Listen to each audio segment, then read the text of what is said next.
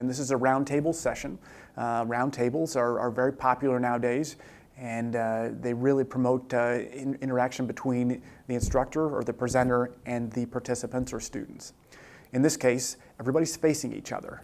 It promotes enhanced communication, and the instructor or the presenter is not talking at them.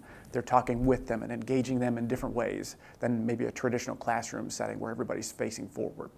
So it's, as I said, growing in popularity, but always a good way to get folks engaged in really deeper meaning within the instruction. We're going to look at several different dimensions here. We're going to look at the accessibility of this space, the roundtable configuration. We're going to look at the attractiveness of this space and point out some things here. We're going to look at factors of control. The instructor needs to maintain control. And we're going to look at the control of this environment, what we can engineer into it to go ahead and make sure the instructor maintains control and order. And then we're going to look at psychological factors that are at play here to really promote enhanced learning and skill development. So the first one we're going to go ahead and look at, we'll just look at accessibility. Accessibility within this roundtable configuration, we're really looking to make sure that students have access to the instructor or participants have access to the learning environment in this case. So we want to make sure that first and foremost, if we had a group of individuals in here, that there's a seat for everybody. Everybody has access to the instruction here. If we didn't have enough chairs here, obviously that's not promoting access to things. Other things we want to look at. The space between the wall and the chairs.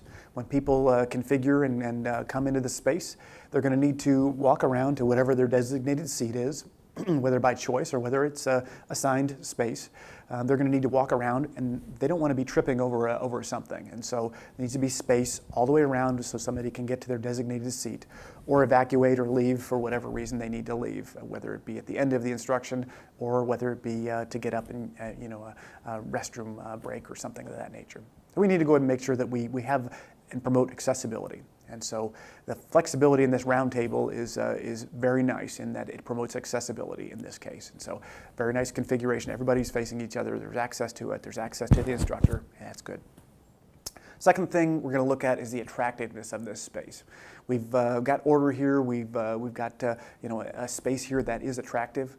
We've got one of the things with attractiveness we need to look at and make sure we maintain is making sure that it's clutter-free. And we've got an environment here that is relatively clutter-free, and we don't have, you walk in, we've got nice tables, nice chairs, walls painted, very, very nice. Things are organized. You've got configuration. You've got board space back here for different types of instruction. You've got good working space here. Display board up front for different configurations of instruction as well. So it's an attractive facility and things. We've got good lighting. You walk in, it feels like a good place to learn and to build skill and promote enhanced learning, those things. The next thing we're going to look at is control, making sure we have control and order within the space. Now, when I say control, sometimes people think controlling or controlling freak. That's a bad term, but really when we talk about control, what we're really talking about is order. And one of the things with control the instructor or the presenter really needs to think about with this roundtable configuration is that in order to have control over the space, the instructor needs to be able to hear what's taking place around them. So if we had bad acoustics in this room, if we had sound bouncing off the floor, bouncing off the wall and things, and the acoustics weren't well, the instructor or the students, anybody participating could not communicate. And that's an area of control concern there. Another thing, our primary sense is our sense of vision. And so being able to see what's taking place and whether students are engaged, whether they're not. And so being able to see and being able to adapt and accommodate different learning needs that come up. And so vision is a part of that. If your vision as the instructor is obstructed, you want to go ahead and make sure to remove those things and make sure to remove those items so you don't have impaired vision of any kind or impaired control with your vision.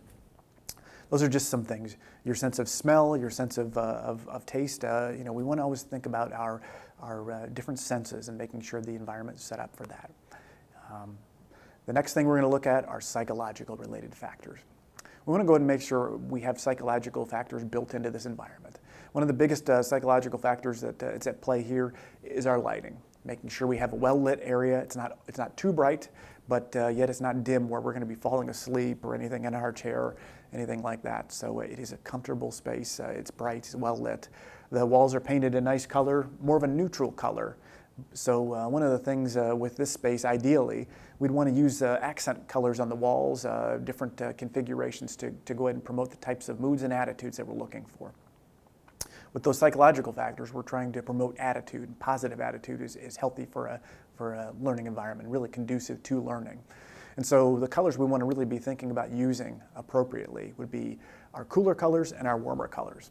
Our warmer colors would include our reds, our yellows, our browns, where our cooler colors would be our blues, our greens, colors of that nature, cooler colors. Your warmer colors, browns, yellows, reds, really promote friendliness and hospitality in that environment. If you've got a content that you're teaching and instruction that you're providing that is really intimidating and very rigorous, you might want to stick with warmer colors in that space. In this space, our walls are neutral in a white or off-white color, but our tabletops are light brown, and so that's more warming and more inviting. And we've got other things around the room, such as the door and other things that are warmer colors in this space, really to promote friendliness and hospitality. The cooler colors are very important for us to go ahead and be thinking about using too. With our cooler colors, our blues, our greens, we use those when we want to promote efficiency and accuracy. Those can be done in many different ways, but if you've got some instruction that you're providing or some training you're providing that is fine, detailed work or something that really requires a lot of attention to detail, those cooler colors are what you want to go ahead and use as accent colors.